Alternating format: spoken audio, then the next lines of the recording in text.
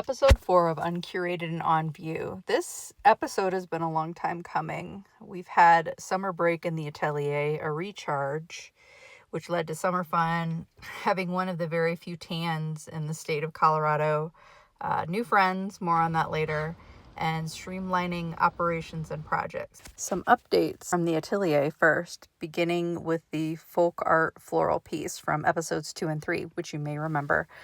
It's been sent to storage, not forever, just for now, because I've reached a flow state with its former co-star, this mini piece. Even though I started a master sketch for this one, I quickly bagged this approach, shaking up my creative process for this piece. I've opted instead for a general rules-based approach. This time, individual sketches will come together one by one and in phases. This may seem more complicated, but it's really not. It's a pattern with rules. Now, if you followed my work, you've seen this film before. Large murals, masterpieces made of smaller pieces. You may be saying to yourself, this is a mosaic or a polyptych or another art term that you are familiar with. It's neither of those, actually. There's more going on than what you see on the surface level, and we'll get into that at some other point. But first, let's dive into the woodworking aspect of this piece. It took about 2 days of cutting surfaces down, gluing, clamping, and then refining the edges. So while cutting with a jigsaw probably doesn't seem ideal, there is no ideal way to do this. However, given the small sizes, it works for me. And honestly, I'm really fond of having both hands and all 10 fingers. And the table saw blade comes uncomfortably close to my delicate artist hands. No one can ever say that I didn't make all the cuts on this piece. Oh my God. 2 days. Probably about 9 hours. I'm not sure. A lot. Look at, oh good Jesus. Yeah. I'm at about 109 pieces and counting so far. Not a record number, not even for me yet. And we're not done either. So principal painting began on the first 9 small works, all big head flowers in a variety of colors.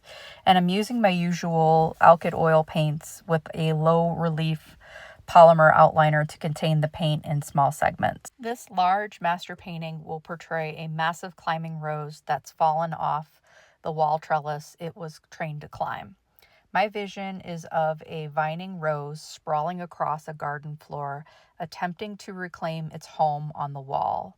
I want to emphasize this is the painting's genesis only, not its totality. This piece is meant to evolve organically, no pun intended. An element I integrated was slight surface height variations created by using higher wooden frames, but also by coating some of the small paintings with resin like I'm getting ready to do here. After the resin is poured on the surfaces, I torch the resin to pop any bubbles so I get a smooth, high gloss finish with just a little extra added height. And here are the first 9 minis in the grid laid out flat. Initially, they were all just the big head flowers, roses specifically, but then I added the butterfly wings to break up the flowers, which were a little overpowering. And as I mentioned earlier, I'm using a general rules-based approach, going piece by piece and rolling it out in phases. That's the quantitative explanation. The actual piece will be an abstract rose climber with an alternating grid pattern of single painting compositions. The alternating pattern, big head flowers, roses, are set between butterflies and darker pieces, or as I call them, dead-headed flowers. Each individual mini is designed to move or stand on its own, and each has its own title, as you can see here. So the original 9 were just all flowers, and this one, as you can tell, is broken up with the, quote, dead-headed flowers and the single butterfly. This breaks up the color and creates a better visual composition. As you can see here, the colors are just too much, and breaking it up really does help with the overall aesthetic of the piece. As I briefly mentioned before, each mini has its own title. My handwriting is not great, and you know what, I've decided that this is the best I could do for my handwriting, and I don't like it too bad.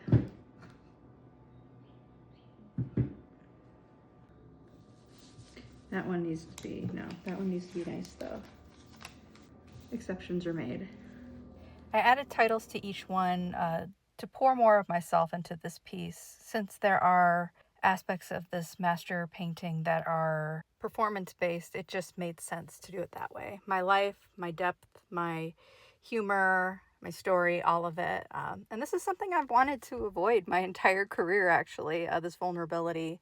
And I've tread lightly sharing aspects of my life. However, my life and things I've gone through or are going through find a way to sneak into my work regardless, consciously or subconsciously. I mean, why else would I paint, single dying flowers against dark backgrounds 2 years prior and up to filing for divorce a few years ago? It all showed up through my work without my direct awareness of it. And there is the 5x5 layout, 25 minis for phase 2. Here, we're off to phase 3, principal painting that started this week. I mentioned earlier this is an abstract rose climber with alternating patterns of big flowers on one mini, then with dead-headed minis on the next with butterfly wings tucked in throughout too. As you know, roses only have one color per plant typically, so the blending of all different colors is a creative choice for being abstract. I love using the reds for flowers, but the more natural colors I used, for example, violet and blue specifically, I couldn't resist including them here. I wanted there to be colors for everybody, just so that everybody's eyes are drawn around, that it's not a basic rose with just one color. That's kind of boring, especially for this being such a large piece. Revisiting minis from phases 1 and 2 in their titles, The Perils of Lighting Up a Room with a Bold Pink Rose, a shout out to women and femininity, but also those of us who love a good true crime podcast. I see you. I love you. I get it. I base most of these on very relevant themes in my life, but also, something that most of the people who see it will relate to overall. Some require no explanation whatsoever. These counter the more serious toned, sad bitch, deadheaded minis. I take this seriously, but I just can't sustain that. I am the worst host of a pity party. While some of the minis reflect on heavier themes of home or things lost, it's all about balance. Painting a snail in a cracked shell, for example, further wounded by salt. Yes, it's called the Snail Crack House, but it's meant to explore our sense of home and core wounds we struggle to escape. Snails can't hermit crab themselves into a different shell. That's it. And some people can't escape it either. Back on to phase 3. More flowers and deadhead minis are underway. The next round has 24 new minis with more lost and found things, butterflies, and beautiful flowers. So let's go ahead and recap the current roll call of 25.